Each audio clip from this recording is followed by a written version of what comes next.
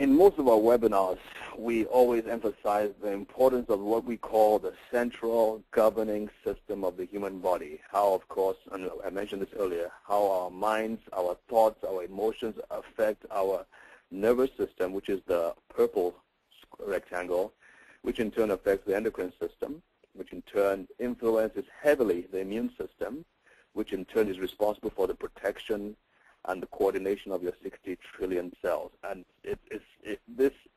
understand, folks, that there's a continuous interplay and communication with all these systems. But the most important organ, of course, is the brain, which is right up there.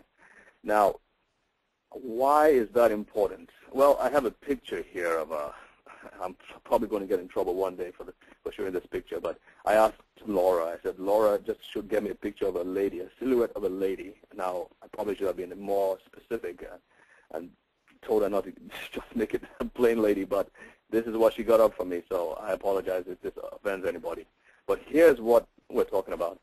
If you're looking at the human being and you're looking at the cell, you find out that everything that affects the human being, I mean, the human being has what characterizes the human being as a living thing. There are 7 characteristics. We're not going to go into that right now. Every living thing has 7 characteristics that qualify it for that title of living thing. Well, in the same way, the cell has about 7 characteristics.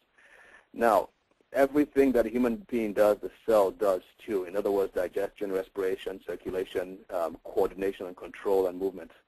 Well, for a long time, people used to think that the nucleus was what actually controlled all the activities of the cell, and because, of course, the nucleus is the most conspicuous part of the cell, and of course, the brain in the human being is what controls all the activities of the cell. Oh, excuse me, all the activities of the human being. So they used to think, well, the brain of the cell is the nucleus. We're finding out that that is not true from research, and the truth is this red thing that surrounds this cell, which is called the membrane, is actually what controls the activities of the cell. We're not going to go into that much detail, but the reason we're bringing this up is because the thing that you're looking at is made up of fatty acids. Interesting thing. And we also know that the brain is made up, 60% of the brain is actually made up of fatty acids. And of course, Dr. Marvin is going to go into that in much greater detail. So without much further ado, I'm going to ask Sherry to go ahead and introduce Dr. Marvin. Okay, I would be glad to. Okay, Dr. Marvin received a degree in pharmacy and a doctor of medicine from the University of Kansas and practiced medicine for over 50 years. After spending 18 years in general practice, he served 5 years as assistant professor in the Department of Family Practice at KU Medical Center. In 1988, he was asked to serve as Department Chairman of Family, Community, and Geriatric Medicine at Oral Roberts University School of Medicine in Tulsa, Oklahoma. He's now retired from practice of traditional medicine, but maintains his membership in the American Academy of Family Physicians and the American Medical Association. He also was a host and a teacher on his very own radio program called What's Up, Doc? And he now speaks for many groups regarding the field of health and nutrition, and has set up a new goal of educating and sharing information with as many people as possible in an effort to help them improve the length and quality of their life. And I think that goal is what encouraged him to accept our invitation for a webinar, and we are incredibly grateful for that. So without further ado, Dr. Marvin, are you there? I am here. Welcome to the Can you hear webinar. me? Well, thank you. It's really a privilege to be here tonight. And you hit the nail on the head. I want to talk to as many people as I can because I was in traditional medicine long enough to see that there's things we're not getting to. After practicing about 35 years in various size situations, even a town of less than 2,000, I found that the only real answer in my mind for health care is prevention. Prevention always works if it is prevention. So, without any more ado, I want to discuss with you something that's really dear to my heart, and that's the omega fats. Omega fats are something that pretty well, there's 2 main deficiencies that doctors more or less agree with. Some don't agree with the second item, but most everybody agrees that we have a deficiency of omega-3 fatty acids in our present diets. The other deficiency that is nationwide and also worldwide is vitamin D insufficiency. And that deficiency is very ominous the way it is increasing. But tonight I wanted to share with you about the omega fats. And you know, this is such a big field. I feel kind of like the mosquito that flew into the nudist colony. I really don't know where to begin. So. Oh my gosh. Gosh. I hope I didn't shock too many people there. If not, you may have to take some omega fatty acids. There you go. There you go. Now I don't feel too bad about showing that picture earlier. Okay. Anyhow, I want to go back in history to our ancestors, way, way back when we were hunter-gatherers, and primarily into the continent of Africa. These ancestors found themselves at one time in a predicament for food, as their hunting and gathering was getting harder and harder, particularly in times of famine.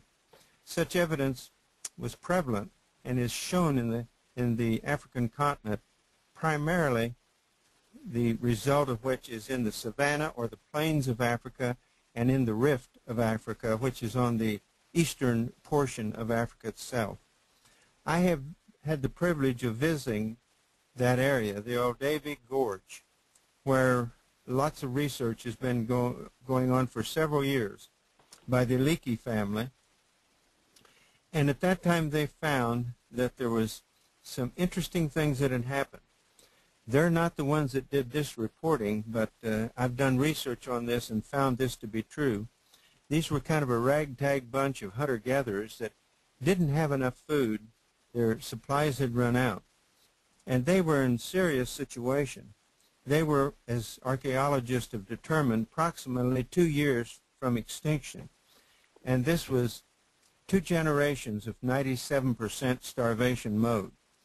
They looked everywhere for food, and they found in the lakes of the Eastern African Rift something they'd never used for food, and it was shellfish. Now, there was no water on the savanna or the plains of Africa, but in the eastern area there was. And in this lake they found little creatures that they tested and found tasted pretty good, evidently, and they started consuming the shellfish. What these people didn't know was the shellfish fed on a little growth called algae.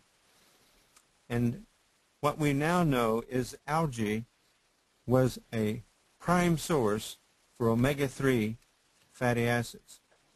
Now, as they started to saving their lives eating the shellfish, they also had a big change in their intelligence. And why was that? Well, here's what happened. With this development of this food source came man's brain as shown in archaeological demonstrations. At that time, enormous growth in the frontal cortex of man was evidenced by the skulls found during the latter period. These skulls showed a tremendous frontal cortex to the brain. This is the brain for intelligence, creativity, and for dexterity. And what the omega-3 fats derived from the algae produced in this shellfish accumulated there. Not only did man depend upon this for his life, but the biggest boost in intelligence at that time happened. And it was at warp speed that the intelligence of these creatures developed. Now, from this small group of ragtag humans that had been close to extinction, they embarked on the conquest of the world. They started to populate different areas of the then unpopulated world. They didn't know what they were doing, but they knew their abilities were increasing and changing. The key to mental greatness was in their newfound diet. Now, I just want to tell you, if omega-3s was all there was to the development and conquest of the then inhabited world, whales would be in charge of this world now instead of men, because they consume much more than man does, because they consume several hundred pounds of fish per day. And this, even in cold water, which is where a lot of them reside most of the year, except in calving. But the big problem, they didn't have arms or legs to form tools to use, and all they had was swimming ability. So at this time, man became more mobile, and he quickly found new skills as a mammal. The ingestion of omega-3s was an unbelievable change. Now, he had to have something else to go along with it, and that was glucose, a source of glucose. The brain consumes at least 70% of our blood sugar that we have in our bloodstream. Without this fuel source, maximum cognitive function could never have developed. The one big change of all the changes in the history of mankind was the addition of omega-3 derived from algae. And this was what set off the new change in civilization from these hunter-gatherers. They changed from hunter-gatherers to many other aspects of their life because they had a newfound intelligence. Now, you may have read at that time the only source of carbohydrates for these people was ripe fruits and vegetables. How did they know they were ripe? They ate the ones that changed color, either red or green or yellow. And when they changed color, they would eat them. Now, from this, recently, in the past few years, has derived what we call the Paleolithic diet. The Paleolithic diet was about what they ate. However, we don't have the privileges of the other objects that they were able to eat, because many of them have gone extinct. It consists of about 40% carbohydrates, 30% protein, and at their day, about 30% total fat. But this was mostly monosaturated and polyunsaturated fatty acids, not saturated fat. This is the basis of what we now know as the zone diet, which is the ultimate control of hormones in your body, primarily insulin. And this was another big transition in the history of mankind. Now, what happened? Well, I want to share with you now some effects from the use of the new pharmaceutical-grade omega-3 fatty acids. And while I'm giving you this introduction, I'm going to discuss neurological aspects. Later, I'm going to show some slides which will show primarily cardiovascular changes and protection to your arteries with the use of omega fish oils. So what I'm going to touch on this time is three main abnormalities that have been shown by research and published, and all I'm doing is repeating to you published source. Alzheimer's, which is a progressive deterioration of the brain and nerves, and Parkinsonism, which is a gait disturbance that many of you have heard quite a bit about, and multiple sclerosis, which is a demyelinating disease that's autoimmune in origin. All over the country are beginning to see that there's many benefits of omega-3 fatty acids. But there's a man in Florida named Dan Ward. He was founder of the River Oaks Extended Care Facility and Rehabilitation Center, which is near Crystal River, Florida. And he had been taking the most serious patients with either Alzheimer's or Parkinson or both. And he was a great promoter of exercise, which produces another chemical in the brain called brain-derived neurotropic factor. And this also helps in cognition. And he had been using that with these patients that he were taking in, these severe cases of Alzheimer's. Dan, however, read about omega-3 and tried it on 4 severe Alzheimer's patients with marked brain deterioration. They were considered end-stage Alzheimer's. All 4 had advanced Parkinsonism also, which is very difficult to treat long-term, even with our medications that we have today. and particularly hard to help with nutrition. They had severe rigidity of both the upper and lower extremities. They were unable to speak and requiring someone to feed them, unable to walk without assistance. The incidence of Alzheimer's in the United States now, by the age of 65 years, 5 to 10% of the population will have this affliction. By age 85, 50% of our present population is developing either Alzheimer's or another type of dementia, Augsburger's or another one. Now, this was a test that this man, Ward, decided to do. And so he took these 4 severe patients and put them on pharmaceutical-grade omega-3 fatty acids. So what happened? Well, several things happened. They started with 1 tablespoon of the liquid omega-3 RX. Within 2 weeks, he noted dramatic improvements. He also placed them on hormonally balanced meals, which would control their insulin secretions. This is the zone diet. In essence, what Dan Ward placed these people on, a regime that duplicated the effect back to the Paleolithic diet that I previously talked to you about, those forerunners of ours, the hunter-gatherers that were starving to death in the eastern rift of Africa. He mimicked that whole procedure with the omega-3 fatty acids. Development of the brain of our ancestors were being reduplicated. Now, the one person was an 85-year-old severe patient, with severe deterioration. He didn't recognize his family. He was in several facilities in Houston, and had gone. None of the family had been given any hope for him. He was curled up in a fetal position, could not feed himself. He came to this facility, and in 5 months he was walking, playing cards, and is now at home. He is able to take care of himself with his family. Another one of these 4 had severe advanced disease and was in and out of 5 facilities because he was so confused. He was a behavioral problem. He had fractured both knees, both hips, and both shoulders with falls during his confused maneuvering. Rehab centers said he would never walk again.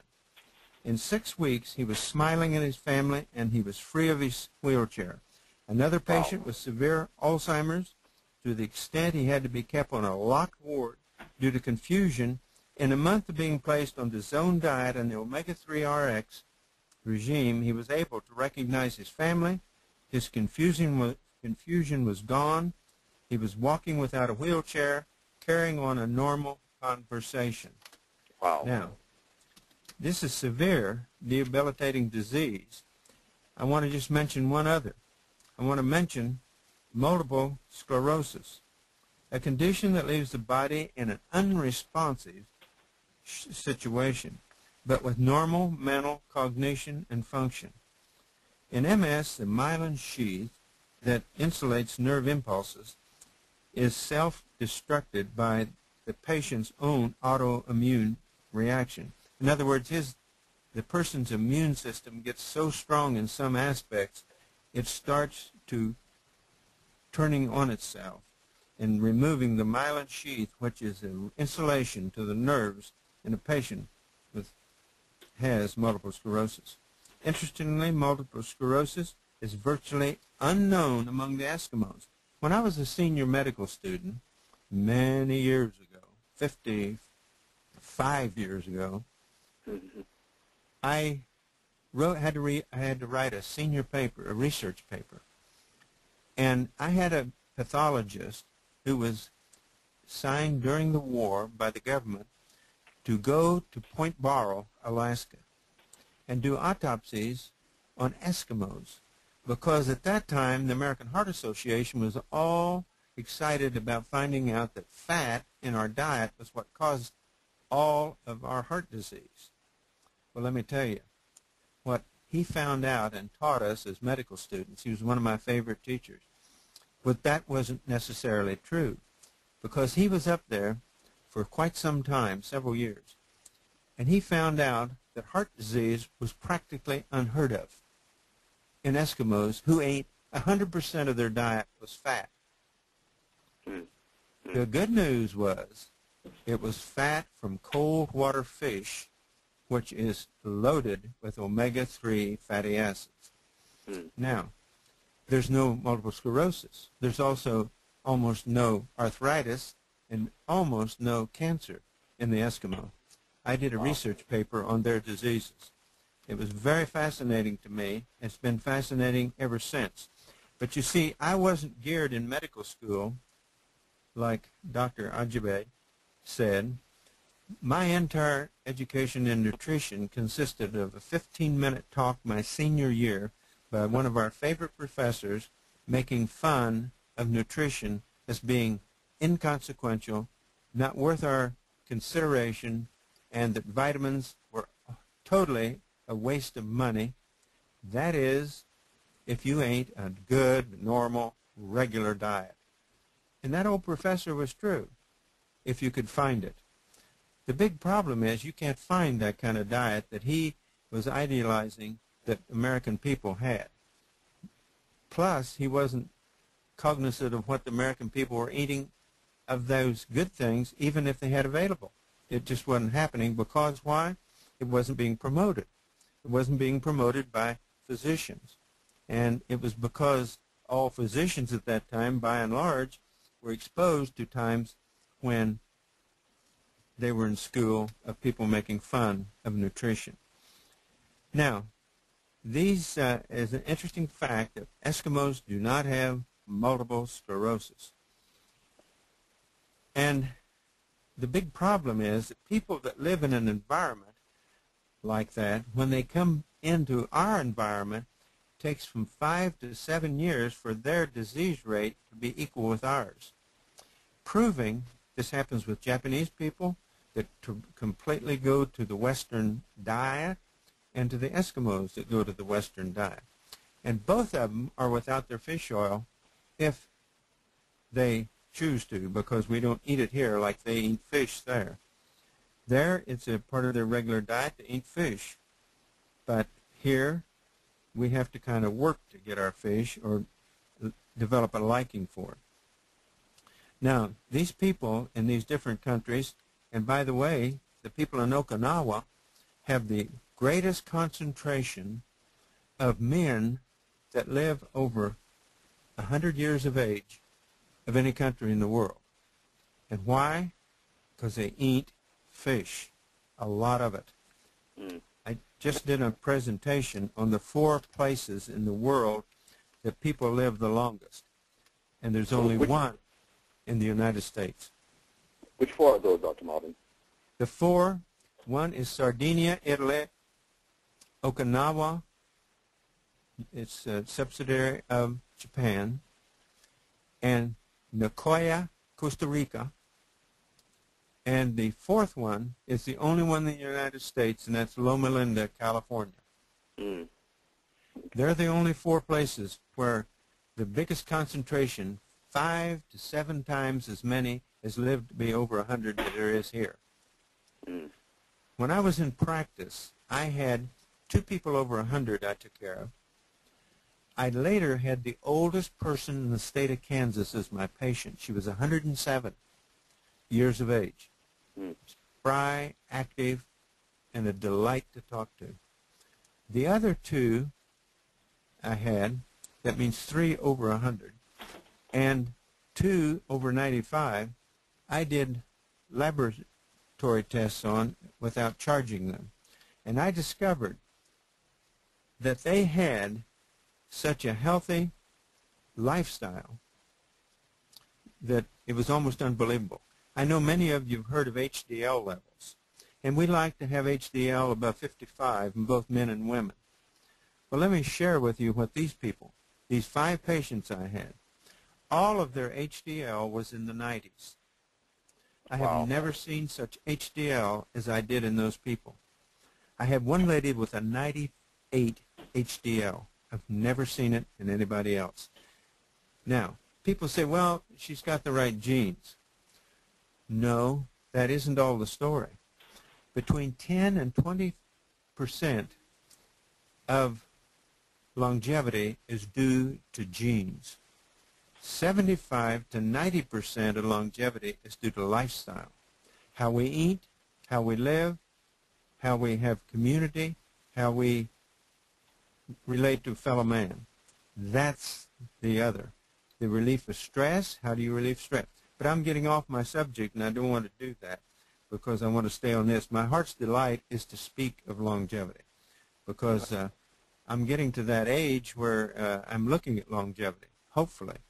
Anyhow, back on multiple sclerosis, the problems are, the challenges to people with multiple sclerosis is this demyelination. One of the problems with many of the medications used for multiple sclerosis is they don't pass readily or freely the blood-brain barrier, which is kind of a barrier that our bodies are made to protect our brains from certain things we eat.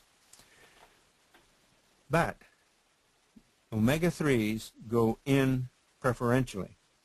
As David said, 60% of the brain is fat. It's DHA, and DHA comes from omega-3. 60% of the brain is fat, and the primary source of that fat is DHA.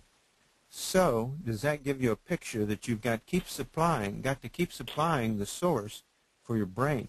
Doctors will tell you that the brain won't regrow. It won't reestablish itself. Well, once you feed it the correct ingredients, you'll see many things different than we've been told. And I've seen that myself. I've been privileged to observe that. Now, people with MS, by and large, have low levels of DHA in the brain. This has been proven by autopsy. Now, this could explain why populations that consume the most fish have the lowest rate of demyelinating diseases and nerve disorders in the country. Also, the same thing applies to Parkinsonism and Alzheimer's. Now, there's a huge, extensive study with good results in these problems, particularly multiple sclerosis, in Norway. At that time, it is still, I believe, going on, and the final word isn't out, but it is excellent, the results are so far. The maximum results with the use of pharmaceutical-grade fish oil and with the insulin production control by the zone diet or the Rosedale diet or the Mediterranean diet or the Paleolithic diet, and I personally tell people and put people on the zone diet because it's so easy. It's not a diet to lose weight. It's a diet to live healthy. And you don't ever get hungry. In fact, I have one problem, eating all the food required. But it works, and it's, let me tell you, if you want something that will help type 2 diabetes, which is ravaging this country, omega-3 with the zone diet is your answer. Proven. Okay. The results of this were 95% decrease in multiple sclerosis attacks in the first year in the Norway study. So, now, what are the fats to avoid? I know all of you know this, and I won't go into a lot of detail. The fats to avoid are saturated fats. We get saturated fats from animal fat. And all those things that you drive by call fast food restaurants. You get trans fats in them. Now, there's a law now in New York City and several other cities that outlaw the use of trans fat in fast food fryers. You see, the problem there, they start out with a type of polyunsaturated fat, and they keep cooking it and cooking it over and over as they put your French fries in it, and that will change the fat from the polyunsaturated to a trans fat breakdown molecule. And that is the problem that we run into in our society. So we've got to watch what we eat.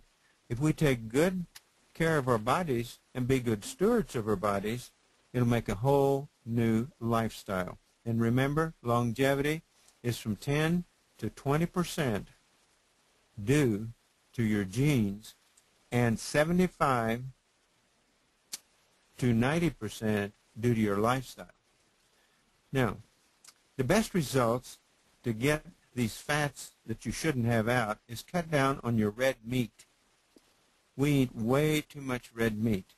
It's been proven that a human can metabolize completely a piece of meat the size of a deck of cards every 24 hours. Now, instead of eating so much red meat, which is loaded with what we call arachidonic acid, which produces the type of breakdown fatty acids that you don't want in your body. In place of the meat, you see, if you eat a 16-ounce steak, you're eating several decks of cards right there. Right. And what happens to the rest of the meat other than the deck of card size? It putrefies in your colon. And we have lots of colon problems with malignancies and otherwise nowadays that I believe has pretty well been shown to be somewhat predicated by the intake of red meat. Replace that red meat with cold water fish if you want to. And here are some examples. Do you know what cold water fish is? Mackerel. Okay. Did you say something, David?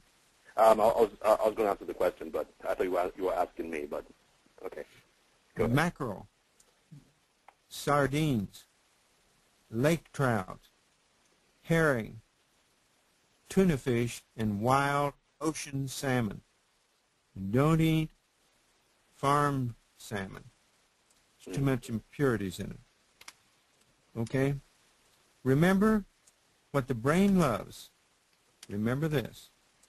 Is adequate blood supply. 2, adequate blood sugar.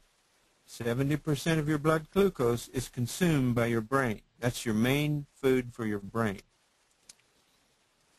Now, adequate DHA fat, 60% of your brain weight, and this is provided by omega-3 long-chain fatty acids, particularly in the omega-RX product. Now, I've mentioned the RX product, and I'm not selling anything. I don't get any income from telling you to get on the Zone diet or to take either the pharmaceutical brand, which there's 2 of them. One is Pro Omega by Nordic Natural. I take Omega RX by Barry Sears. And here's what it is. You can write these down and check it with yours. The EPA in my Omega RX is 1,600 milligrams per capsule. And the DHA, the brain food, is 800 milligrams. And the normal serving size is 4 capsules a day. So that will be your goal as far as Omega RX. The Pro Omega is almost that strong, but not quite. Now, I would like to show you some slides. Are we ready to show the slides? Yes, sir. Okay. You can just click on your arrows there. Okay, the 2 arrows. Okay, I'm not getting it to go. Okay. There. There Okay. Okay, now I've got it going. Okay, I hope everyone can see the slides. I can, Sherry? Yes, I can see them fine. Great. Okay. My wife just finished these this afternoon. Omega oils are essential fatty acids, known also as EFAs. You'll hear them referred to that. Sometimes it's W3s or 6S's. They are made up of 2 basic groups. The linolenic acid alpha, that's omega-3. The linolenic acid omega, that is omega-6. Now, omega-9 is a non-essential fatty acid and is found in extra virgin olive oil. Now, I don't want to belittle that. The omega-9 is very, very excellent, but it's non-essential. But it will help you in all matters. I myself use extra virgin olive oil. I took a tablespoonful of it this afternoon. You can always tell extra virgin olive oil. Dr. Marvin, can you explain what essential means? Explain what? Extra what virgin? essential? No, essential. Essential? Essential. Essential is what is needed for life, normal life existence. Okay. Non-essential will improve health and life, but it does not be required for existing life. In other words, it won't keep you alive. It makes your life better. Okay. You know, what I'm saying is it'll put more life in your years instead of years in your life. And we're all for living with more life in our years. Now, the extra virgin olive oil means that it's been not squeezed.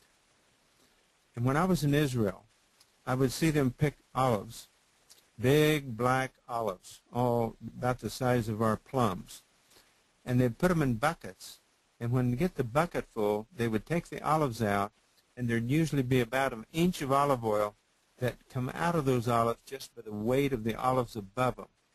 That's extra virgin olive oil. That's the prime stuff. Now, you can always tell extra virgin olive oil if you buy it and taste it. You take a spoonful of it, and you'll get a burning in your palate or the back of your throat. A little peppery burn. Won't last long, but in fact, I kind of like it. But that tells you you've got extra virgin olive oil. Now, we're going to give you some information on omega-6 and omega-9, but primarily we'll be discussing in this presentation omega-3s because of their importance in overall health. What do we have with omega-6? The reason I go into this, I see in health food stores capsules that have omega-3, omega-6, omega-9. I never use those. Never. Why? Because I don't want to put more omega-6 in my body. Omega-6 is found in our daily diet already. We usually have plenty of this. It is found in different fats that we normally eat. I do not usually recommend supplementation of omega-6. In cases of severe starvation, or someone had been lost on a desert island and didn't have any food but maybe weeds and leaves, I would probably give him some omega-6 for a while, short while. This would have to be decided on a case-to-case basis. Too much omega-6 now, if you have too much of it, which most of our population does have, can overbalance the production of good eicosanoids. Now, I mentioned that word, and it's a little tiny hormone that has only a fleeting lifestyle span.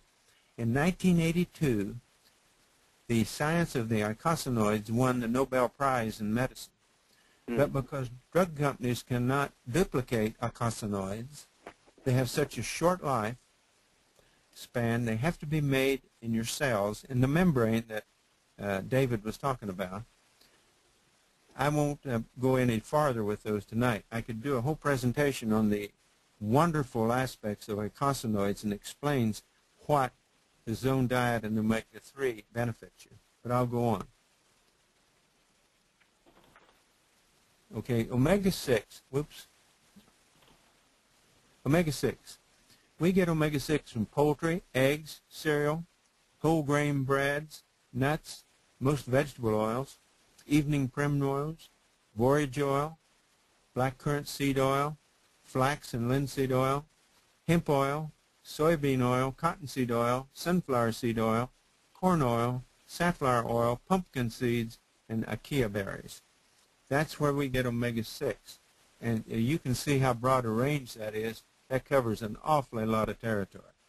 And as I say, we usually get too much omega-6. Preferably for ideal health, you should have a balance at least between omega-3 and omega-6.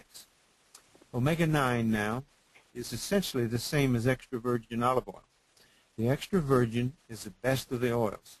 You can always detect this, and I mentioned it before, as it leaves a little peppery taste in the palate in your throat. I use this. I try to take a tablespoon a day of extra virgin olive oil.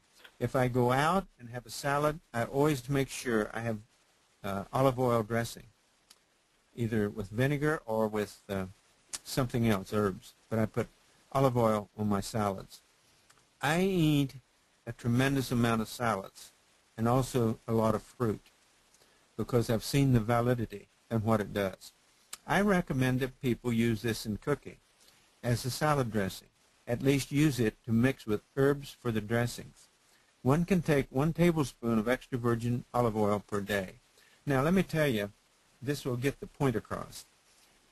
The healthiest nation in the world is not the United States. We're, at the present time, approximately the 42nd healthiest nation in the world. The USA, 42nd. We spend 10 to 15 times more than any other nation in the world for health care. Last year, we spent $2 trillion.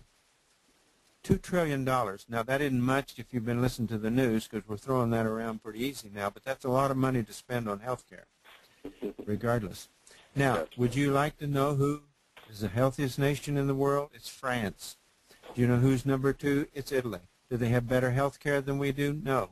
Do they have better coronary care units than we have? No. Do they have better hospitals? No.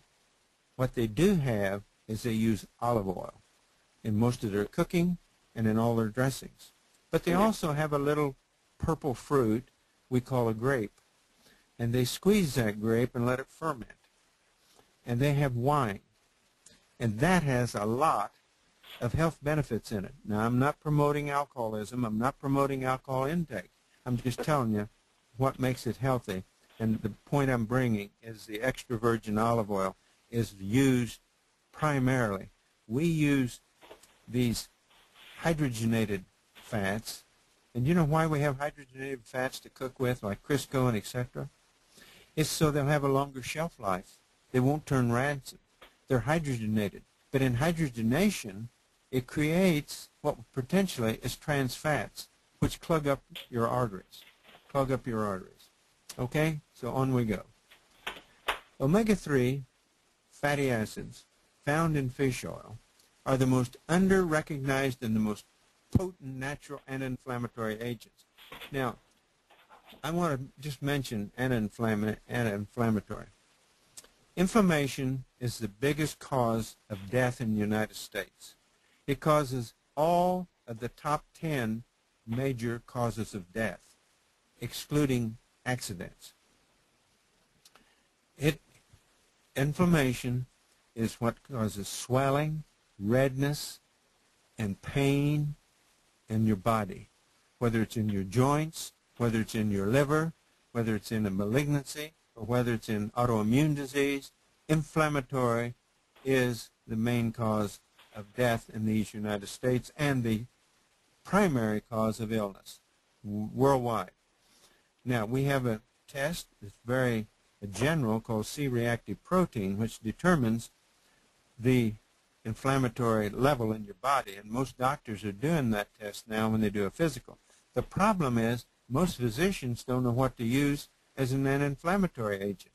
And here I said in the slide you're looking at, omega-3 essential fatty acids found in fish oil are the most under-recognized and the most potent natural anti-inflammatory agents. They do not have the potentially severe complications of pharmaceutical agents. You've heard about the non-steroidal anti-inflammatory drugs, the ulcers they produce, the bleeding they produce. There's 2 main ones taken off the market just recently because of causing death. Now, when you take a pharmaceutical agent that causes more death than what it's treating, you got a problem. Right. And now, this is what has been used to treat inflammation. What I'm presenting to you tonight is the best, safest, no side effect anti-inflammatory agent there is. Okay? It's fish oil, omega-3. Okay, the first recorded production of fish oil for therapeutic use occurred in 1775 in England. Cod was brought from America and the livers were processed to produce cod liver oil. Now, this was pretty near a disaster, but however, there was some benefits that come out of it. Why was it a disaster? That product was heavily contaminated with mercury and other toxins. which we now know were due to taking the oil directly from compression of the livers of those fish. See, the liver is the screen of the body. All of your toxins are screened by the liver that your body's able to screen.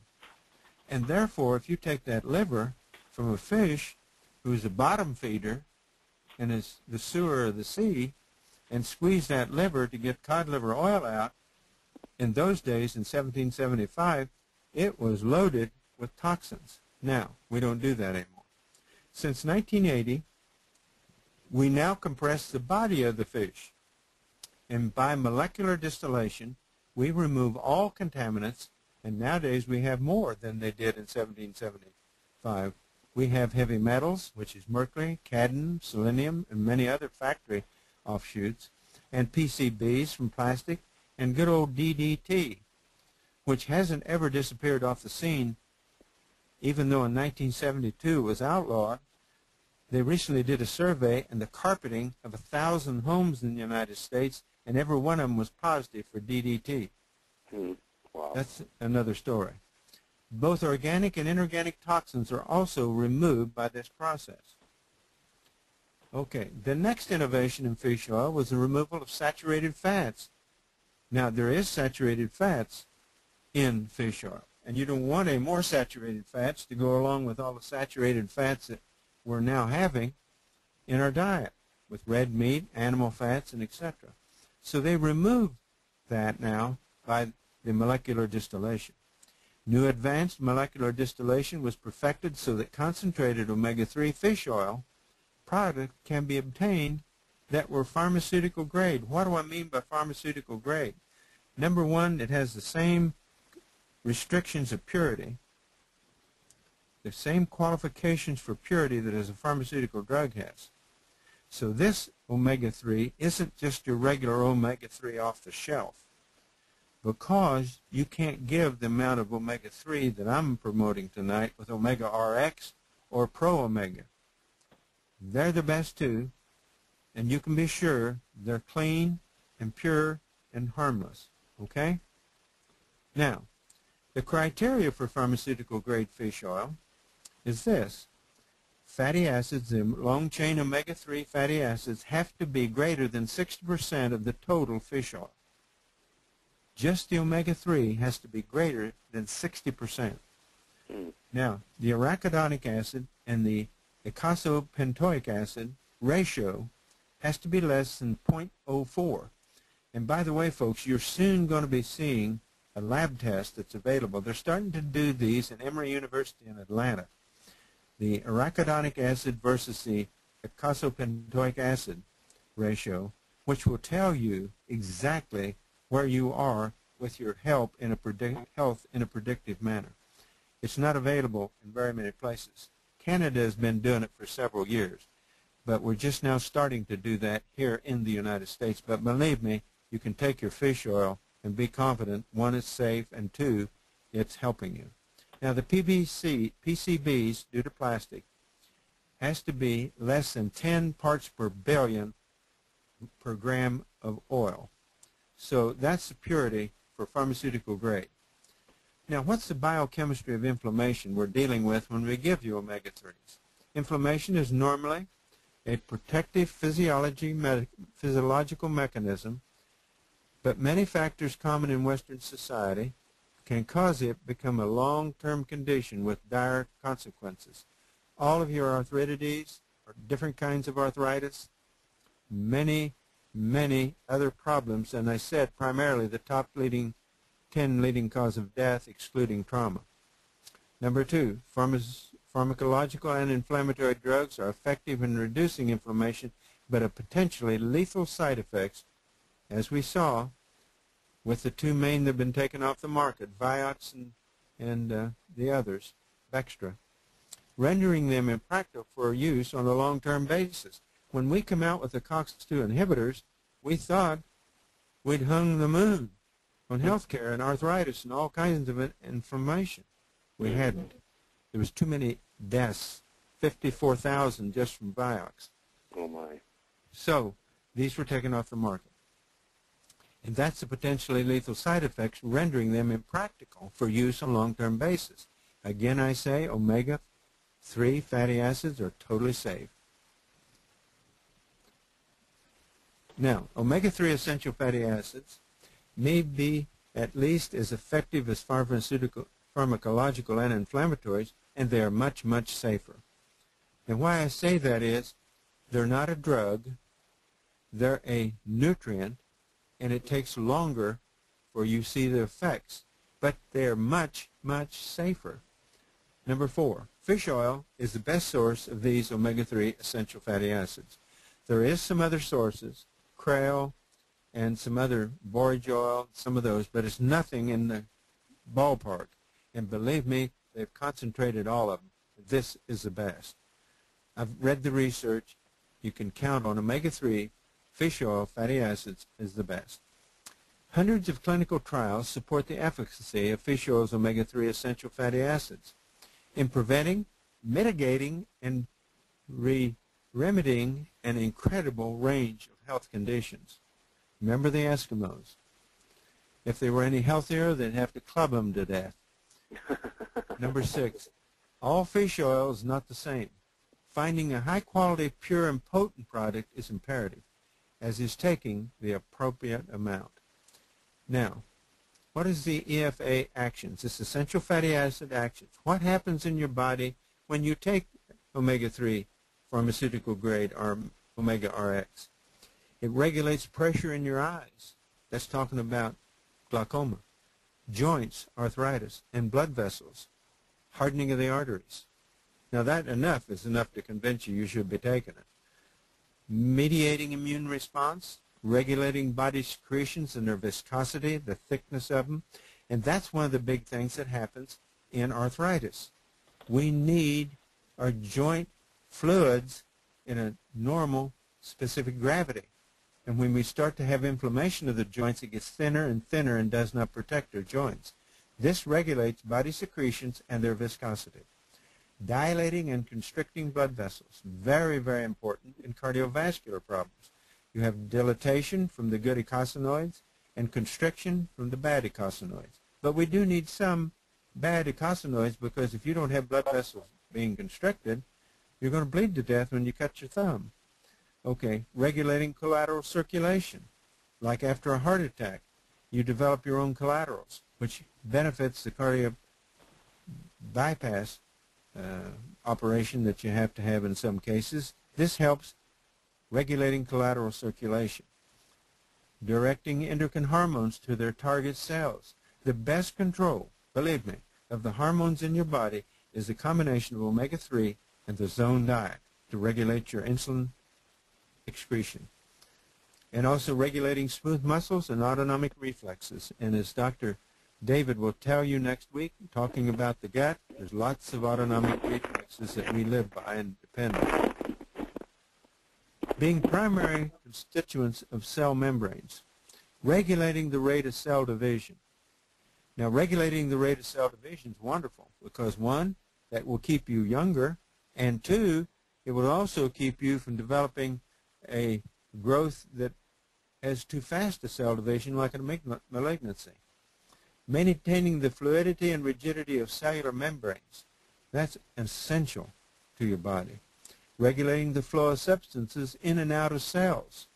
If your cells can't communicate and can't pass food products back and forth in the cells, you got a problem, and aging starts by this happening. Transporting oxygen from red blood cells to the tissues. Now, you all can see where that's important because we can breathe, but if we don't have transport of the oxygen in the red blood vessels and the red blood cells to the tissues, we got a problem. Maintaining proper kidney function and fluid balance. Very important because we don't have different problems with function of the kidney, like in diabetes, and type 2 and type 1, and fluid balance with people who have a lot of edema. This helps that. Keeping saturated fats mobile in the bloodstream. That's what's amazing. You know, the people that I was talking about that lived to be over 100, It's interesting, a lot of them eat goat's milk. And goat's milk's fat is very tiny globules, much, much smaller than any milk we drink. And those tiny globules of fat in goat's milk are not the kind that miss metabolism and collect in your blood vessels. So that's safe fats, safe saturated fats, preventing blood clots. We know how important that is in heart attacks and strokes. Mediating the release of inflammatory eicosanoids that may trigger allergic reactions. The reason we have allergic reactions is because inflammatory eicosanoids. This mediates those. This is essential in people that have a lot of asthmatic problems, asthma, severe allergies of any kind. Regulating nerve transmission and communication. And if you don't have good communication of your nervous system, you can't wiggle your toes or walk or talk or ambulate or even live. So that's important. Over the past 30 years, there's been many clinical trials, more than 7,000 scientific studies, including 900 human clinical trials, have provided evidence supporting the effectiveness of fish oil and omega-3 EFAs in the prevention and treatment of our most common diseases, including cardiovascular disease, stroke, cancer, hyperlipidemia. That's when the doctor looks at your cholesterol and faints and puts you on a severe diet. You know, I tell you what it's done for me with the things that I've taken. My last total serum cholesterol was 101. That's very good. Which is very good. Okay. Yeah. My LDL, the bad cholesterol, was 36. My triglycerides were 32. This works, folks. This works. Now, Dr. Marvin, what is a good LDL to HDL ratio? Oh, well, I like to have the HDL above 55, men and women. Women don't have as much trouble, it seems, to getting their HDL above 55. The LDL has been said you have to have it below 129. Now, let me tell you something. All of these restrictions on your cholesterol levels have changed. I had a drug company representative tell me that they do studies to show lower cholesterol means healthier people with less heart attacks. However, he said the main goal is to sell more statins and drugs to lower your cholesterol and your triglycerides. So, now when I started to practice medicine, the normal cholesterol was 250.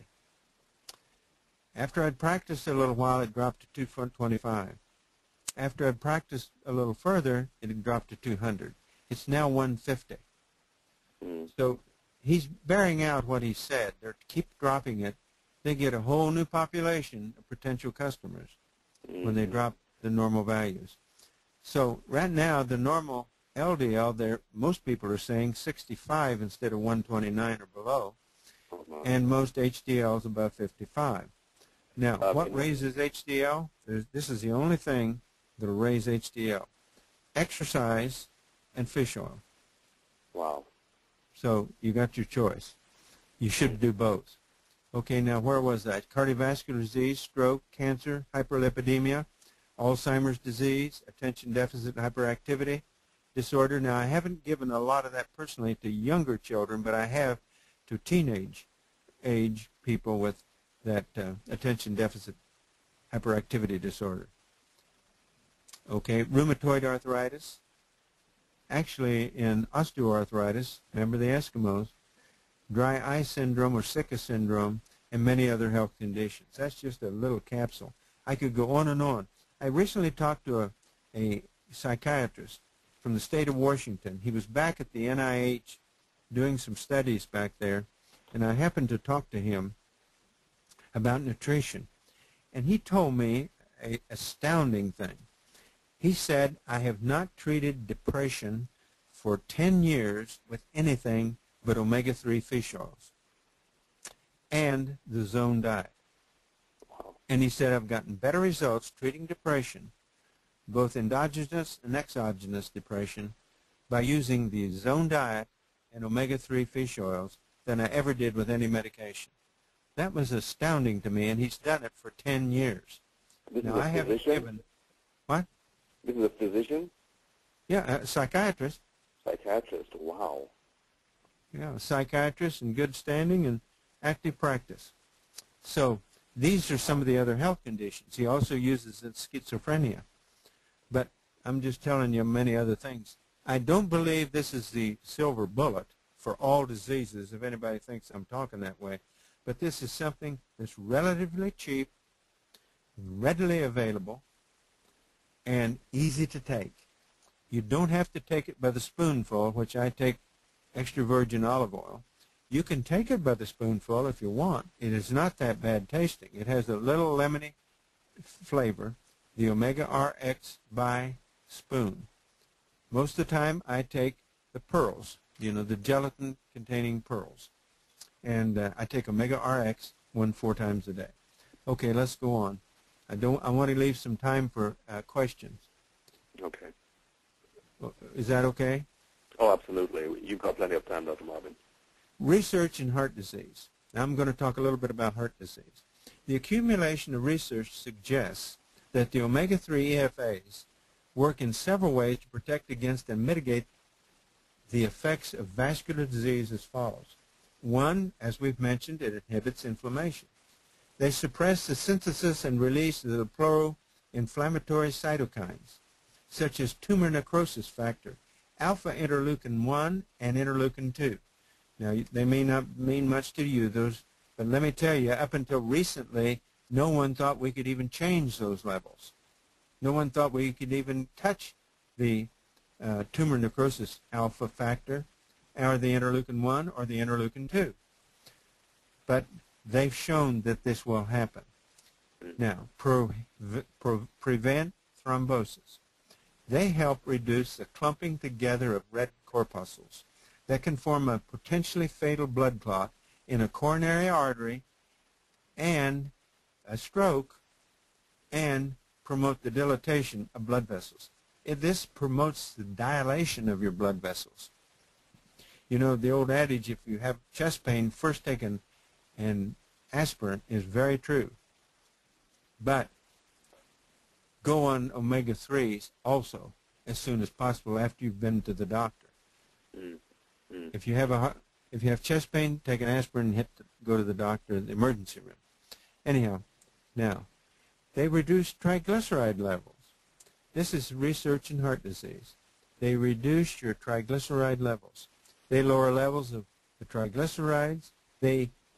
And thereby, by lowering the triglycerides, increase the HDL levels and lowering cardiac risk factors. They prevent arrhythmias. That's a beat disturbance when your heart beats too fast or too irregular or too slow. They may help protect against heartbeat abnormalities like ventricular tachycardia and fibrillation. Now, ventricular tachycardia is a serious problem. It's pre-death affliction. Now, those people should be immediately shocked. So most of the time we don't detect that. But we know that if people that are in hospitals, when they go into VTAC on a monitor, we shock them out of it and it saves their life. This helps prevent VTAC. That appears to be a lethal part of a heart attack. See, when you have a heart attack, you shut off the blood supply to the heart muscle by plugging up one of the coronary arteries, and that then throws your heart into a panic mode. It goes into ventricular tachycardia, and that will end up in death in many cases. Not all, but many. Preventing hardening of the arteries. All of us would like to have less hardening of our arteries. Some of us have hardening of our heads, but hardening of the arteries comes with years.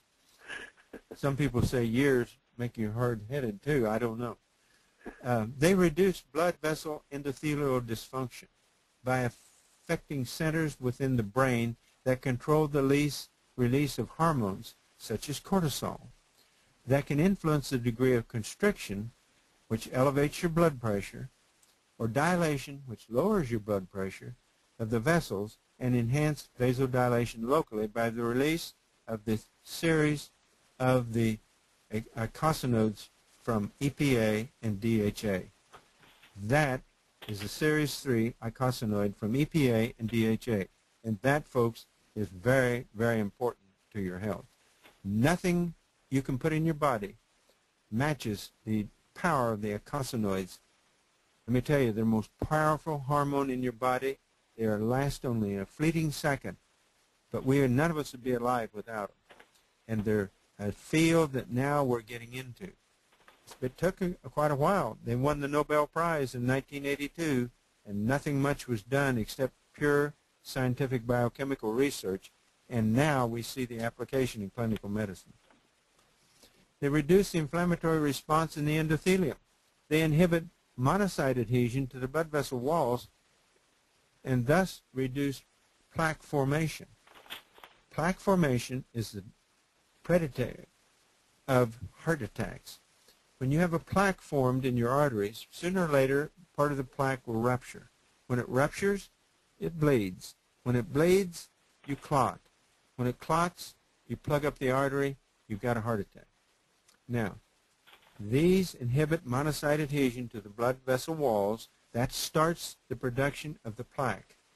This suppresses the inflammation and mediators and thromboxane A2, an eicosanoid that inhibits platelet aggregation and vasoconstriction. So if that eicosanoid stops the clumping of platelets and dilates the vessels, you're protected from a heart attack. That's the good news. It reduces your blood pressure. Slightly lower blood pressure, thereby reducing the risk of a heart attack in the future. It reduces blood viscosity. They thin the blood so that the heart does not have to work so hard to pump blood around the body. That's a good deal. Prevent oxidation. They reduce the formation of free radicals, resulting in less cell oxidative stress, which can lead to cell death and the weakening of blood vessels. Now, listen here. Everybody listen up.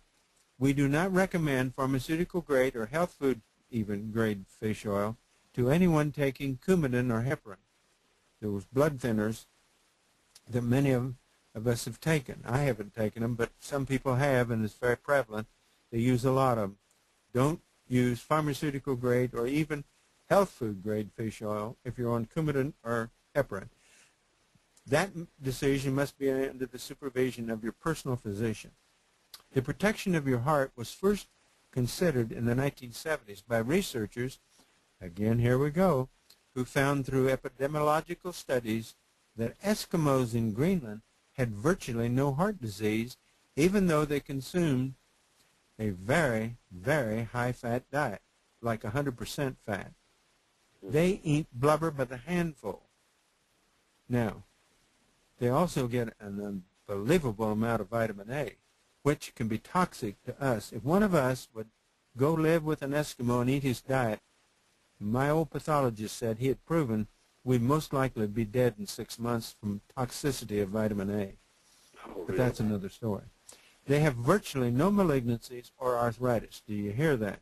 They have no heart disease, no arthritis, and practically no malignancies. Why? They're saturated with omega-3s. One study that was done was the DART study, which found that eating 1 serving of fish per week, this is cold water fish, like I mentioned at the beginning, decreased heart attacks by 29% in patients who had experienced a previous heart attack. 1 serving of fish per week. No, and fish isn't that expensive. Go buy some sardines. And if it nauseates you seeing you swallow that head, cut it off and eat the rest of the sardine. The most powerful... What? But Dr. Marvin, the fear, of course, is that there's a scare about mercury, even among the so-called cold water fish, too. Yeah, I know it. The mercury is a big issue, but there's also brands that don't have mercury impregnation. They've been tested. I used to go to Harvard Medical School every year, and for an update, primary care internal medicine update. Okay. And they were making their own omega-3. And they had to get 400 miles offshore to where they could get fish that would be practical to produce omega-3s from. On the East Coast and West Coast, you have to get farther than 400 miles out at sea to get pure fish with no mercury contamination. So people know that nowadays, and you can get brands of fish. I'd go to Whole Foods and see about their different supplies of sardines, if you want that, or mackerel, or, any of the ones I mentioned before. So, yes, fish is where it's at, and it is available, and it is free of contamination. Don't get farm salmon. I was up in Alaska twice, and I ate salmon up there that was ocean, clear, cold water salmon that was delicious. Okay, now, the most powerful statement on the role of diet in preventing heart disease comes from the Lion, not the animal, but Lyon Diet Heart Study. In this study, survivors of heart attacks were split into two groups. One group was put on the American Heart Association diet, and the second group was put on the Mediterranean or the Zone diet, rich in fruits and vegetables and fish. They were supplemented, the second group, with omega-3 fatty acids. This latter group on the Zone diet, rich in foods, vegetables, fish, and was supplemented by omega-3, this latter group had a 70% reduction in second fatal and non-fatal heart attacks. Wow. Now, that can't be duplicated anywhere with anything by anybody. And that was a big study, a huge study. So you'll have these available, I'm sure. The GISA study was more definitive in the benefits of fish oil. Patients with heart disease who took about 1 gram per day of pharmaceutical-grade omega-3 fatty acids, that's a tablespoonful of the oil, had a 45% reduction in the risk of having a second fatal heart attack and a 30% reduction in their total risk of cardiovascular mortality and a 20% reduction in overall mortality from anything. That was a big study. Yeah, wow. In taking all of these studies into account, we find an obvious connection between better cardiovascular health and the use of omega-3 fish oils. Also, many healthcare providers are finding the same connection with cancer, obesity, particularly obesity, diabetes, menopause, depression, Parkinsonism, Alzheimer's, and other dementia. The lists continue to grow. Now remember, those people back in the African Rift area that was wandering around starving to death found those little shellfish and said, voila, this is food. They probably ate a shell and all, I don't know. But anyhow, they ate the shellfish, and all of a sudden they got smart. Well, we should get smart again. We need to feed our smart organ, or brain. And if you have people with degenerative brain or neurological problems or multiple sclerosis or Parkinsonism or any of these problems I think it's a no-brainer. Get on pharmaceutical-grade fish oil. I don't sell it. I don't get a penny for saying that. I'm not doing it primarily for money or anything. I'm telling you from the abundance of my heart to help people stay and get healthy. Now, oops, I hit the wrong button. We do not recommend oops, I'm going backwards, David. In taking all these studies into account, we find an obvious connection between these diseases. The list continues to grow. While we do not believe this is a miracle cure, we do believe that there is a connection. And I firmly believe there's a connection with longevity. Very, sir. Now, Dr. Robert Murray, who's been on your webinar, yes, sir, has stated there is a deficiency of omega-3 in the American diet. This fact is not disputed by anyone in the medical community. I haven't found a doctor who would dispute this. Why? Because if he's read anything since he got out of medical school, he knows that. I also believe this is true, and if we are to be good stewards of our body and protect our bodies and our health, we need to be taking pharmaceutical-grade omega-3 fish oil, 4 capsules per day.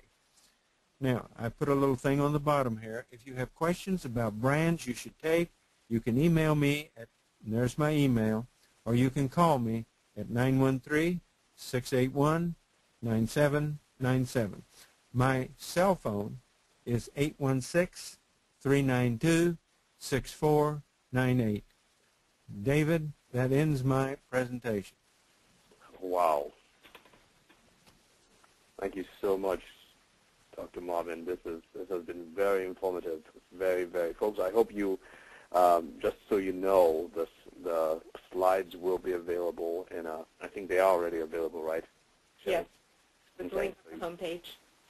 Yeah, for a very low price you can get them. So, and of course the MP3 should be ready in a couple of days, and the webinar, the video, about 1 week.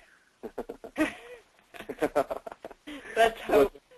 Let's hope. We're still working on trying to archive all the videos. The problem with videos is that they take so much space, and there's sometimes problems trying to code the videos and deposit them on the website. So, but Dr. Marvin, this is great. Thank you. We really appreciate it. Now, before we start asking the questions, I know you mentioned something about longevity. I know that's near and dear to your heart, and so I know we actually discussed this earlier, but we would definitely love to have you to come and do another webinar on that, longevity, and knowing how much you know about cancer, and I know you've been doing seminars around the country in the past, and Dr. McDaniel has also shared his information with you.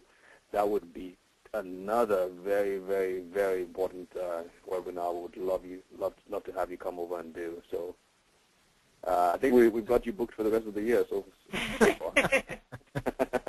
with all the problems I gave Sherry, she probably doesn't want me to if she's going to take a week to get the MP3 on this one. No, it was fine. Glad to do it. You've both been delightful and put up with me, and that's a miracle that my wife will say amen.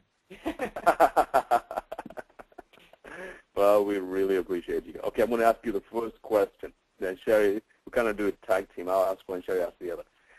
My son has a prescription that he assumed was for fish oil, but it says omega-3 acid ethyl esters on the bottle. Is this synthetic, or is it really from fish? It may be synthetic.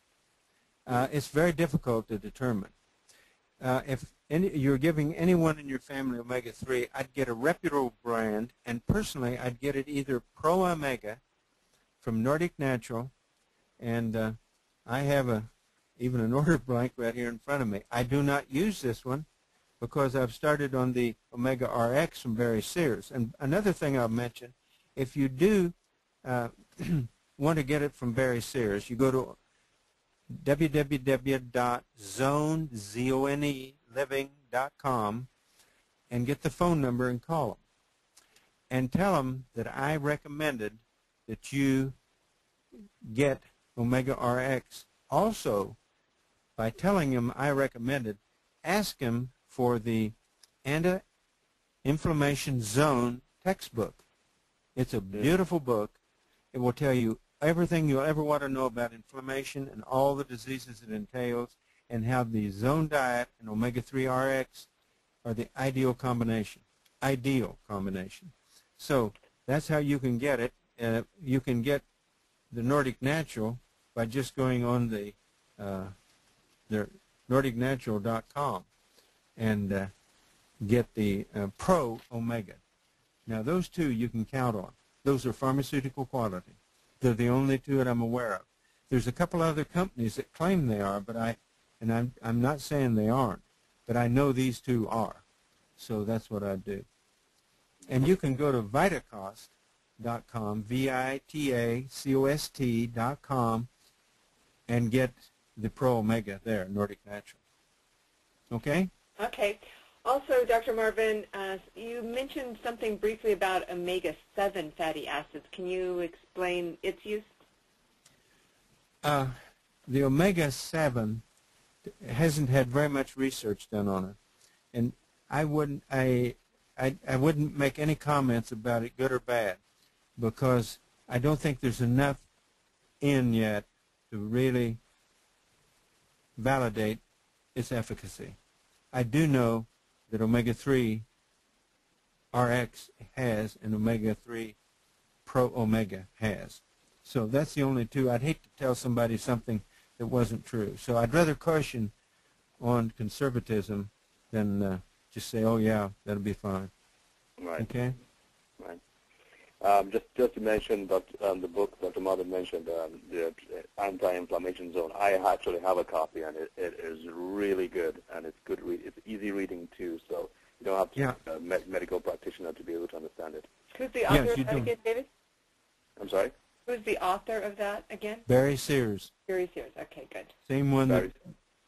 Barry Sears has written 8 books. He just wrote a new book. I wouldn't recommend you read it before you read anything else. I'd recommend you start with the anti-inflammatory book. I've read them all. And the last book was published in October. I was fortunate enough by October 3 to have one in my hands. And it's called Toxic Fat. And the toxicity is the fats that raise your bad eicosanoids. And it's maybe a little more complicated. You should have another introduction to all that before you get into it, I think. Yeah. I mentioned some of that in our fat loss programs too, about how fat can actually act as an endocrine organ and actually create more toxicity and derangement in the whole system. Well, he wrote a whole book, a very definitive book. He also wrote a book on just Omega RX, which I have a copy of that is delightful. I read it for enjoyment. You mean that you don't read bedtime stories? No. Okay.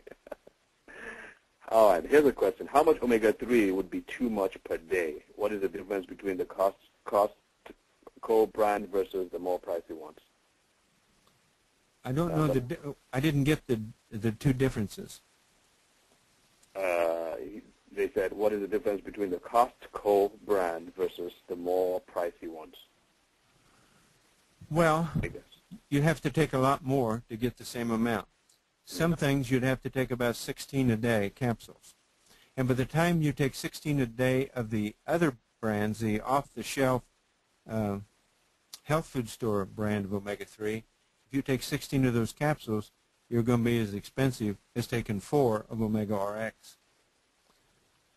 So I would take Omega RX myself. I do take it.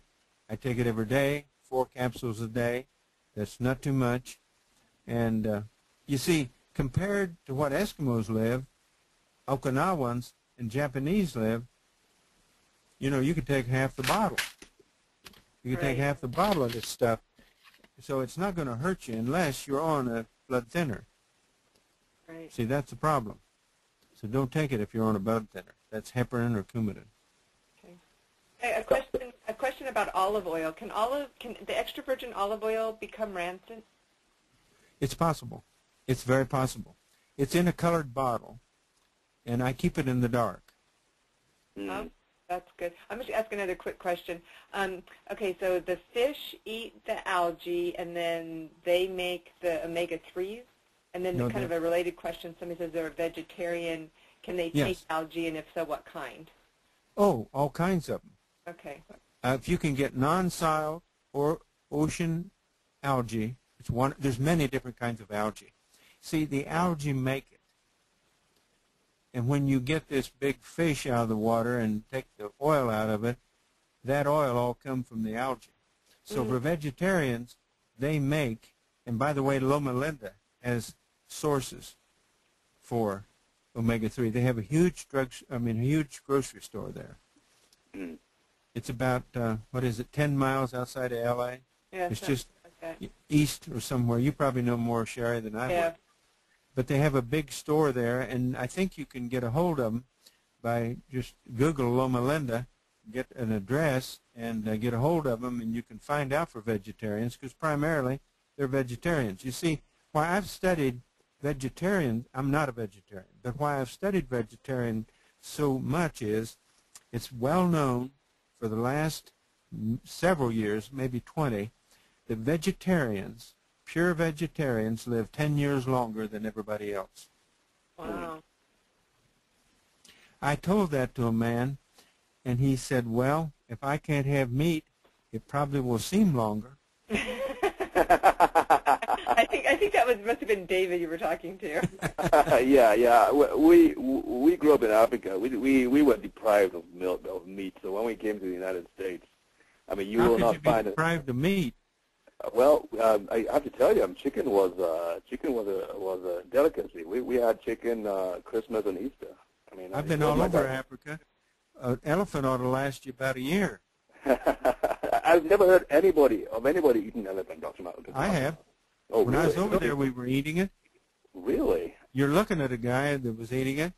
They make biltong. They make what? Have you never heard of biltong? No, I have That's dried beef, African style. It's dried meat. They make it from ostrich, and they make it from elephant. Well, I bet the skin will be really tough to get through. Well, this is no skin on it. They go into the meat. They skin it. The skin is too precious. I've got a pair of boots made out of elephant skin. Oh, really? Yeah. Another first. Okay. Somebody wants to have you put. Could you please put up your information again? I'll do that, David. I can copy and paste it in. Oh, okay. Okay. Great. What information? My contact? Yeah. Your okay. Contact. Yeah. If you can do that, fine. Otherwise, I can run over it again. Yep, I'll do it. Okay. And then let's see. Okay, here's a question, a little bit a personal question, Dr. Marvin, for you. It says, referring to your cholesterol and triglyceride levels are amazing. I understand omega is not the only thing we need. Could you ask how much Dr. Marvin exercises? They're just really curious. An hour a day. An hour a day. Good. What kind? I use a bicycle, a stationary bicycle, a Swin, for 25 minutes. Then I do a treadmill at 3.4 rate, 3.4 mile an hour for 25 minutes, and then 10-minute cool-off. Wow. Every single day? Yeah, well, I usually don't on Sunday. And okay. My cardiologist says, for Pete's sakes, don't do it Saturday and Sunday. He thinks I may be exercising too much. Now, during the holidays, I only did the bicycle, but I did it 25 to 30 minutes every day. You should exercise more than 30 minutes. You should break the 30-minute barrier. Folks, got that? Very important. All right, peripheral neuropathy, well, he says neurology, but it's actually neuropathy. Peripheral neuropathy, would omega-3s help? I suppose so. Yes. Yes, they do. I mentioned nerve deterioration, which is neuropathy. So it would work for people with diabetes. Let me tell you, I mentioned a little bit, the best treatment there is for type 2 diabetes is omega-3 fish oils and the zone diet. Wow. And let me tell you, the biggest cause of morbidity in the United States right now is type 2 diabetes. It's an epidemic. And obesity is what brings it on. Obesity is brought on by not controlling your secretion of insulin. In type 2 diabetes, your body produces too much insulin from chronic ingestion of carbohydrates. And when your body then becomes desensitive, your cells are desensitized to the insulin you produce. It's called insulin resistance. And that, my friends, is type 2 diabetes. And so this is the answer. I'm telling you. I wish I could shout it from the housetop. It's the answer for childhood obesity. It's the answer to adult obesity. And it's also the answer to type 2 diabetes. Now, Dr. Sears took the fattest man in the world, Emmanuel Urbide. And Emmanuel Urbide weighed 1,232 pounds. And he lives in Mexico City. He flew down there. I talked to Dr. Sears. He flew down there and put Emmanuel on the zone diet with omega-3s, RX. The reason being, everybody wanted to do a gastric bypass, which was not possible. I mean, the death rate from a gastric bypass at that weight 1,232 pounds is the high morbidity. First off, it takes the doctor, someone hold him by the ankles so he can find his stomach in the incision, more or less. Anyhow, after 2 years, Emmanuel now weighs 700 pounds. Wow. He feels 3 more years and he'd be 200 pounds. Emmanuel feels like a new creature. They took him this last summer to the shore, seashore. The first time in 7 years he's ever been out of his house. They had to use a derrick to lift him on a flat truck because at 700 pounds he couldn't walk. Wow. So he went out and spent the afternoon at the seashore. He subsequently got married. And he's living a new life. But he hasn't done yet because Dr. Sears wanted to prove to the world this is the best answer for obesity that ever come down the pike. Now, if anybody can beat that weight and tell me they can't lose weight, I want to know it. Call me. 1,232 pounds. And Emmanuel, I've got his testimony on video. I've got all kinds of data about him. His blood pressure is normal. It's 700 pounds. His blood pressure is 120 over 74. That's normal for 700 pounds. That's a miracle. Talk about omega-3 and stretching your arteries. Get a load of that. He doesn't take any blood pressure medicine. Wow. Wow. That is just amazing. That is just amazing. You can see why I'm a little excited about all this. About the omega-3. Yeah. Well, can you give us again just the general guideline for the amount of omega-3s you need to take each day, and can you take too much? You can't take too much practically. You'd have to eat probably a bushel of fish every day if you're getting up to the too much state. But here's what I'd do. Get a Pro-Omega or Omega RX because of purity, so it's stronger. You see, you can't make it that strong without it being pure because you concentrate the oil, you concentrate the contaminants. This doesn't have contaminants. You take 4 capsules per day of Omega RX and Pro-Omega, and that's all you need. Okay, great. Thank you. Get ready to start acting like a youngster again. Omega-3 can cause dizziness to some people without a gallbladder. Why is that? I've never had that happen. Probably it was something else about the omega that they were taking because, you see, if you have too much fats in your oil that hasn't been the pharmaceutical grade, remember I told you you take this saturated fats out, the saturated fats that are in some grades of omega-3 will cause problems if you don't have a gallbladder. As you well know, David, you're going to talk about next week, you put fats in your stomach, cholecystokinin, makes your gallbladder squeeze, out comes the bile, it emulsifies the fat, and you can digest it. Okay? Without a gallbladder, you got a problem. Right. And so the omega-3 needs to be pure with the saturated fat removed. And you can count on Pro-Omega and Omega RX being pure. That's the answer. So those don't need any further processing. They can just be absorbed directly. Is that what you're saying? Yes. Okay. Gallbladder or no gallbladder? Good. Gallbladder or no gallbladder? Is there any time, this question I'm not so sure if it's clear, but is there any timetable to lower bad cholesterol and triglycerides? Oh, with omega-3? Mm-hmm. No. I don't know of any because everybody differs a little bit. But you can see how rapidly people with other problems that I told you, these 3 cases, how quickly they turned around. You're going to see some benefits, constant, because it's a daily thing. You take it daily. It's part of you, and you'll catch up with it. Okay. But there's no timetable. What's fast for one person may not be fast for another person. In other words, some people may have more hardening of their arteries than other people. And, you know, they may abuse their body by different things, carbohydrates, overindulgence in carbohydrates, simple sugars. We're all saturated with them in all of our food.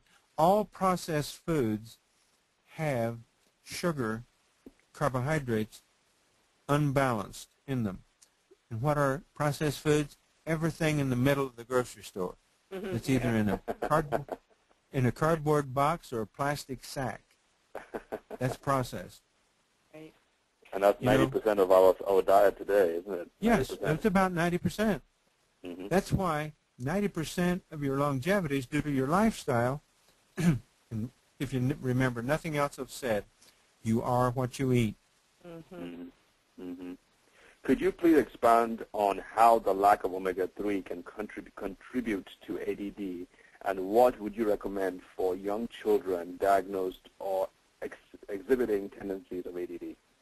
Okay, now I didn't have ADD, but every time I'd go see one of my grandmothers, I'd walk in her house and she'd say, "Norman, I think it's time for you to have cod liver oil." That's how she always said hi to me. And here she come with this pathetic, hideous-tasting tablespoonful of this fish oil, which I remember dearly, negatively. Now, I took a tablespoon every time I saw my grandmother. I still love my grandmother, but that's what she gave me. Now, on a child, you know, I would cut it down. I would probably, depending on the age of the child, I would probably get the liquid omega-RX and give them a teaspoon a day. Now, there's ways you can mix it. You can put it in different things. Just get it down them. I like to just take it from the spoon. And I have one person that I'm very familiar with, her family, and she tells me that her two kids, one's 12 and one's 7, they both take omega-3 RX by the teaspoon. Just slurp it down and on they go. Wow. So I'd give them probably a teaspoon a day. Okay. If they're, you know, below 10. And if they're teenagers, I'd probably give them 2 teaspoons. When they get up to about 18 and above, I'd give them a tablespoon a day. Any time of the day preference, morning or afternoon? No. You take it before meals, with meals, or whenever. Doesn't matter. You can get up in the middle of the night to take it if you want. Okay. Hey, is a DHA supplement from fish oil just as good as fish oil? And then somebody else was asking about krill oil. Yeah, krill oil isn't as good.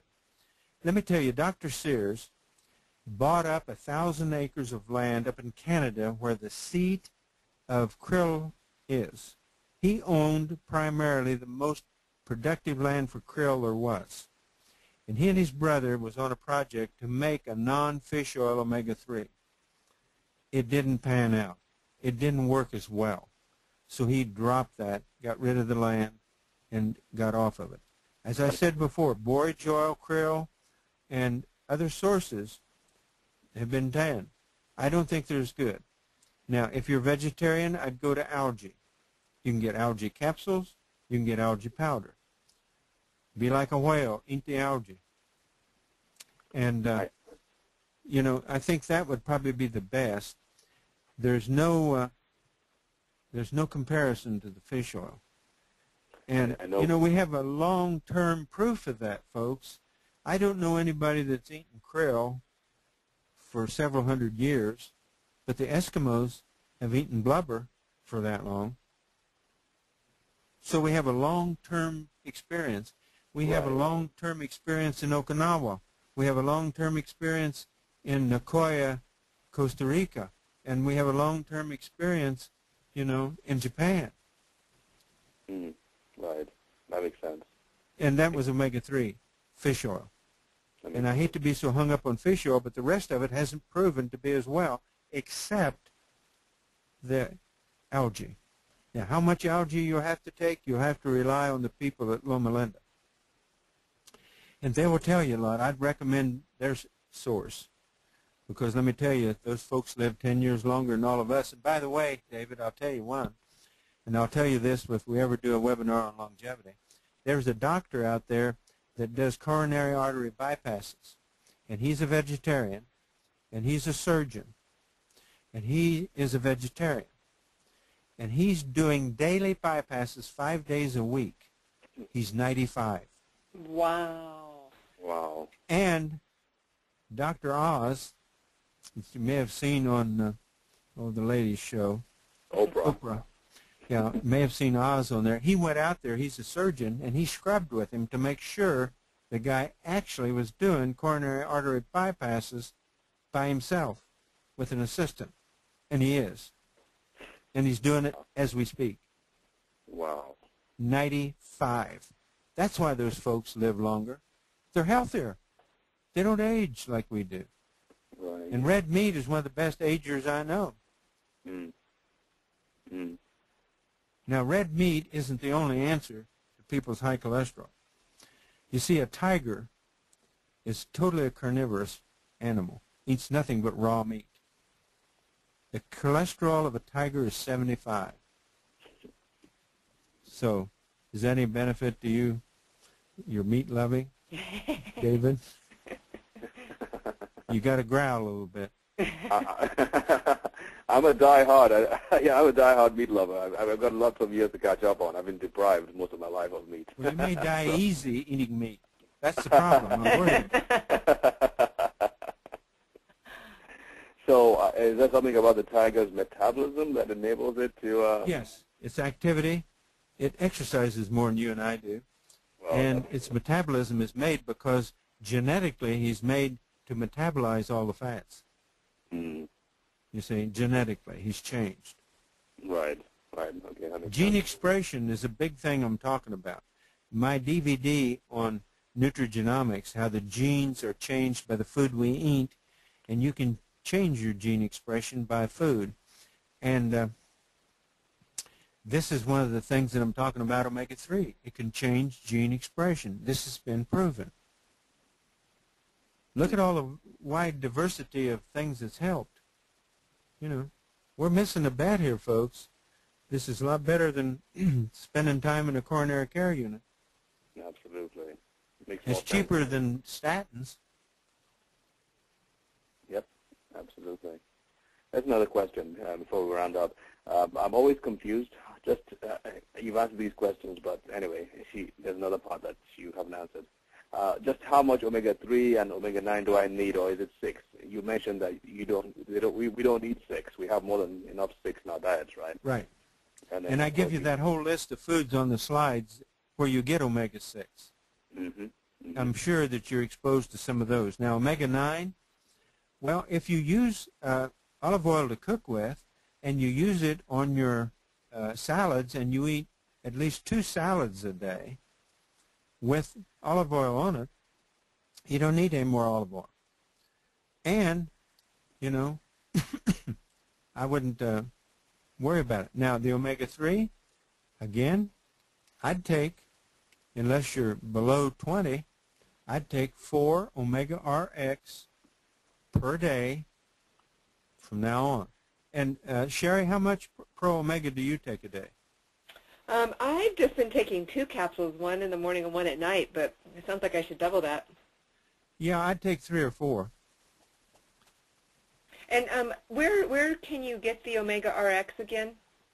You go to zoneliving.com. Zoneliving.com. Okay, I'll type it in for everybody. And you get the phone number. Don't order it off of there. Get the phone number. Call Dr. Sears' office. There's many people answering the phone.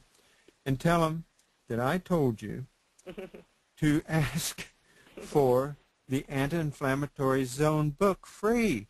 I mean, this is a book you get free, folks. It tells you everything you need.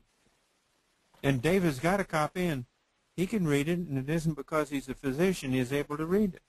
Right. It's very simple, straightforward. Very simple, very readable. Mm-hmm. You won't lay it down. But you can get the Omega RX off of the zoneliving.com website. Yes. Okay, thank you.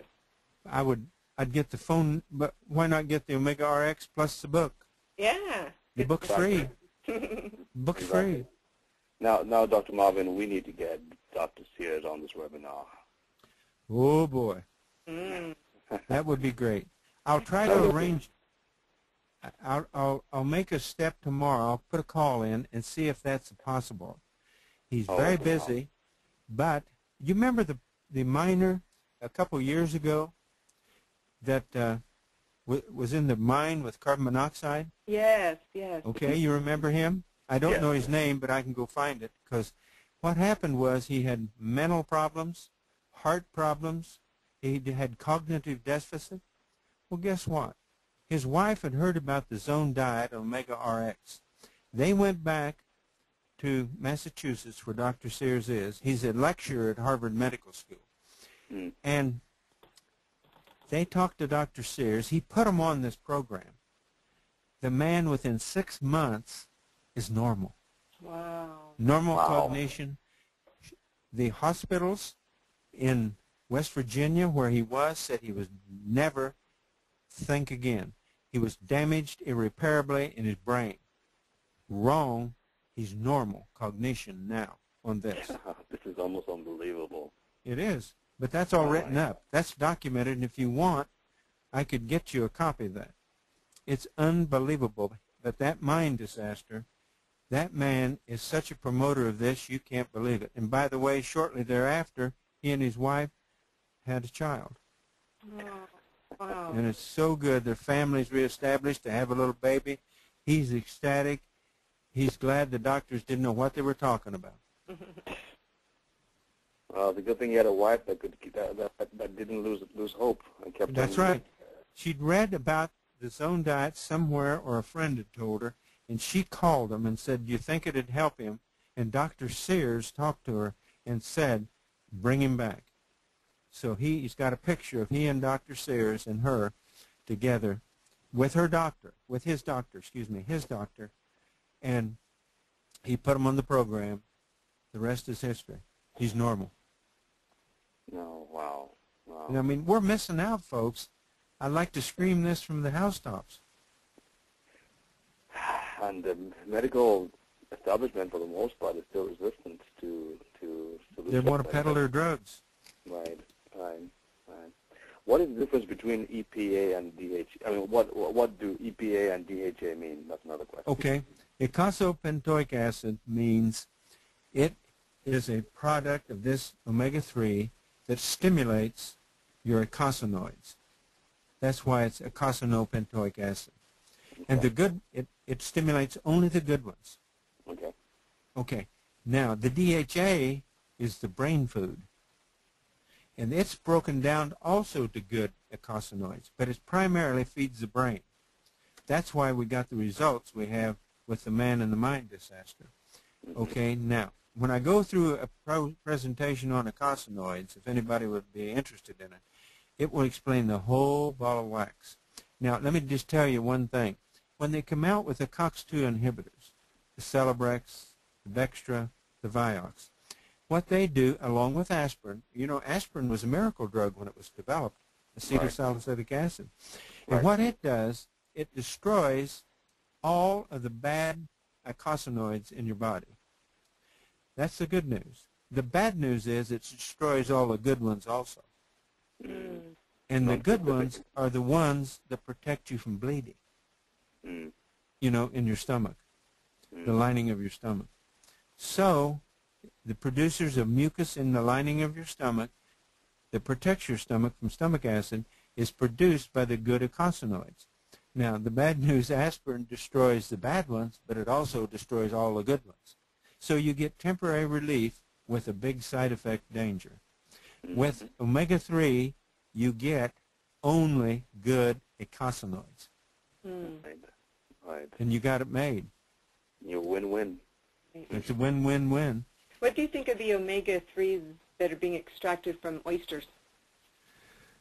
Well, it hasn't proven. If it's good, wonderful. I don't know how many oysters eat algae, but I'd be very open to it because it is a seafood, and that may be a good deal.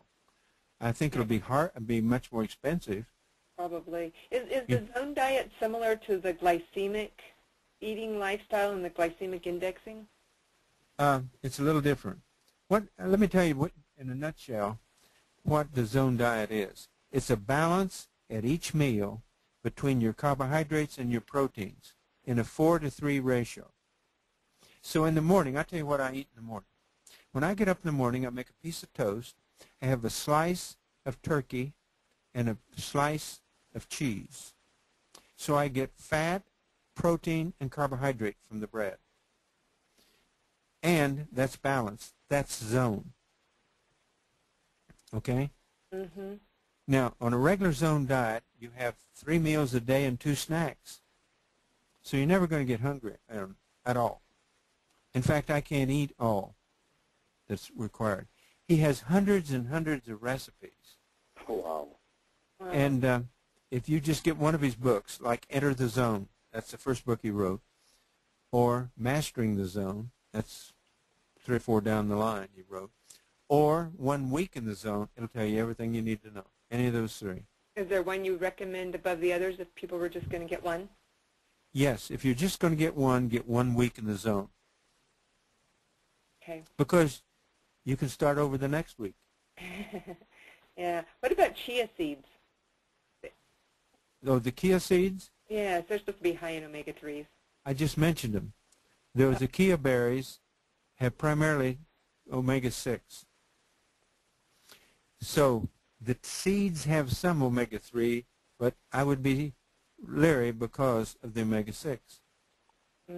Okay. You remember on that slide? Oh, what's that, the side there, the ACAI? Uh-huh.